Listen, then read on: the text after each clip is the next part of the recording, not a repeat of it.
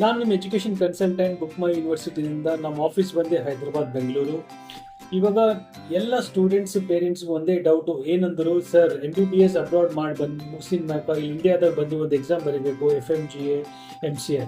ಅದು passing rate ಅಂಬೋದು ಮಕ್ಕಳ ಕಡಿಮೆ ಅಬ್ರಾಡ್ ಸ್ಟೂಡೆಂಟ್ಸ್ ಯಾರು ಕಂಪ್ಲೀಟ್ ಮಾಡಿಲ್ಲ. ಬಟ್ ಇಂಡಿಯಾದಾಗ MBBS ಮುಗಿಸಿದ್ರು ಆ ಎಕ್ಸಾಮ್ ಏನು ಇರಲ್ಲ.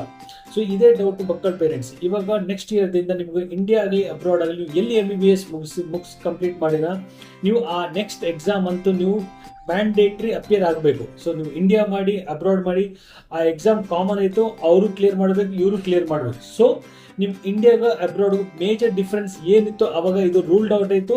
ಸೊ ಇವಾಗ ಎಕ್ಸಾಮ್ ಅಂಬೋದು ಕಾಮನ್, ಇಂಡಿಯಾದಾಗ MBBS ಮುಗಿಸಿ ಅಬ್ರಾಡ್ದಾಗ MBBS ಮುಗಿಸಿ ಆ ಎಕ್ಸಾಮ್ ನೀವು ಕಂಪ್ಲೀಟ್ ಮುಗಿಸೇಬೇಕು. ಮೋರ್ ಇನ್ಫಾರ್ಮೇಶನ್ ಕಾಲ್ ಮಾಡಿ ನಾನು ಹೇಳ್ತೀನಿ.